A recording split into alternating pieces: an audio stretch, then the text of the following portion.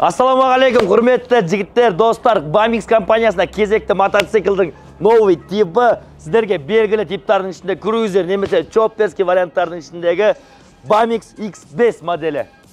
Бүгін X5 модель туралы толықтай айтамыз. Ең әуелі біз жүрегінен бастаймыз, яғни әдеттегідей моторынан. Мотор 200-250 кубтық болып екі түрлісі болады. Бізде X5-дің 200-ді міне көріп тұрғанда қара түс тұр. Өш жерде 200-дік, мына жерде 250-лік. 250-ден нақтылап тоқталсақ жігіттер. 250 кубта цепной двигатель, балансировочный вал. Главный сізге мотоциклдің үстінде отқанда вибрация бермейді. Және де 166 двигатель орналасқан жігіттер.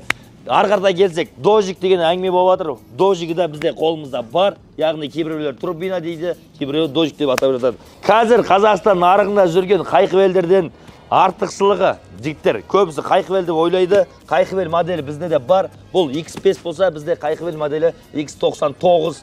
X5-тің одан артықшылығын айтайын. Сидениясы қайқыбелге қарағанда жалпақ, және де дәл осылай шет жағының бәрі тегістеліп жасалған. Сізді мына шатыңызды екі жағы қырмайды шатыңызды. Сондықтан жалпақтатып жасалған. Артында қайқыбелдердің сияқты сидениясы алынған, және де боковой багажниктарда орналасқан дәл осы жерге бензинді салбап багымен бірге. Болмаса қымыз ары бері еттеріңізді тасымалдасаңыздар болады. Одан бөлек багына келсек, багына жалпақ түрде бага 12 литрлі, және де щиток приборына келіп тоқталсақ, тахометрларын, спидометр барлығын көрсетіп тұр. Салафан шешек көрсетейік, 120-ға дейін максимальный скоросты. Одан бөлек тахометр 12.000 пробегке дейін, 12.000 оборотқа дейін көрсетіп тұр. Және де одан бөлек жігіттер бензобактың сыйымдылығы, және де скорость передачаның көрсеткіштері, және де поворотниктарының барлығы щиток приборда толықтай көрсетілген. Айнасына келіп тоқталсақ, айнасының өзінде брендтің өзі создавать етіп жазылған BMX деп жігіттер, BMX. Одан бөлек қолымызда подаркілеріне не жүреді? Автозаводка, сигнализация, пуш-старт, автозаводка, сигнализация, басыңызға шлем, және де магнитофон барлығы толықтай берілетін болды. Магнитофондар көбісі сұрап жатыр жігіттер. Андай, екі жаққа қойылатын магнитофон ба, әлде ортаға қойылатын магнитофон ба деп. Сіздерге ашып көрсетейік. Магнитофондар дәл осындай упаковкада, яғни дәл осындай ортаға қойылатын магнитофон екендігін көріп тұрсыздар. Және де жігіттер дөңгелектерінің өлшемдеріне келіп тоқталсақ, көріп тұрғандарыңыздай артқы дөңгелек 110-да 90-да 16 размерде, алды 18 размерде қамтылған. Одан бөлек задний амортизаторына келіп тоқталсақ жігіттер, двойной пружина, еще астында пластик орналасқан. Бұл пластик не үшін деген сұрақтар бізді мазалады. Сол бойынша мен ізденіп отырып, бұл пластик іштегі майдың атып кетпеуіне, яғни майдың шырып кетпеуіне қызмет атқарады екен. Одан бөлек 428-дік цеп салынған, яғни 428-де 116 цеп дәл осы мотоциклден таба аласыздар. Және де 43-тік звездушка 428-де алды 13-тік звездушка қойылған. Көбісіне сұрап жатады, қалай мотоциклдің скорысын көбейтеді деп.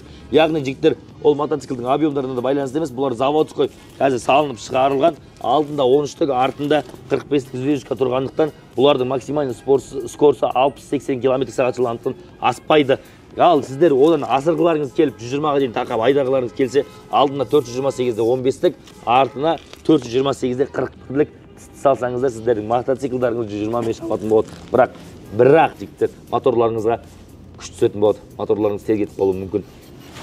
Жігіттер, жарық шамдарына келіп тоқталсақ, міне көріп тұрсыздар, дальний, ближний бәрі жұмыс атқарады. Диодовый фарлардан қойылған, және де поворотниктары дәл осылай обычный лампочкалардан салынған. Одан бөлек жігіттер, бізде нелер бар?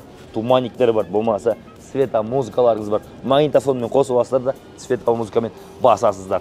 Ал мотоциклді енді оталдырып тексеріп көрейік.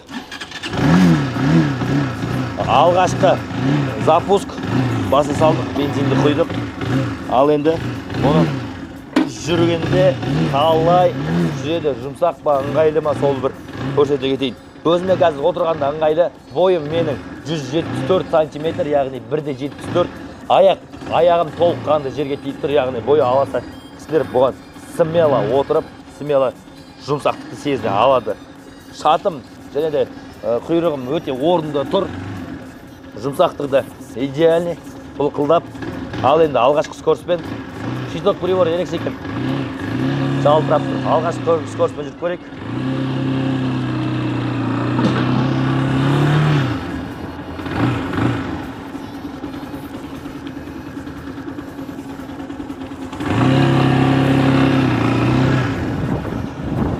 Бұның скорость передачасы Мен бәрі алдыға деп ойладым, бірақ олай емес екен, әрине. Бір алдыға, қалған скоростардың бәрі жоғары қарай салынады екен жігіттер. Так, басқа не айтамыз? Барынша өзімнің білгенімше информациялар беріп жатырмын. Егер де жігіттер толыққанды қандай ақпарат білгілеріңіз келеді, астында комментарияға жазыңыздар.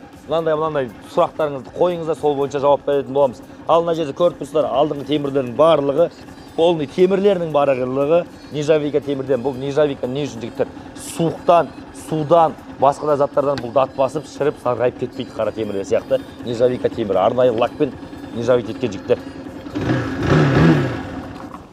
Енді жігіттер көптен мазалайтын видео, барлықтарыңыздың комментарияларыңызды оқып жатыр.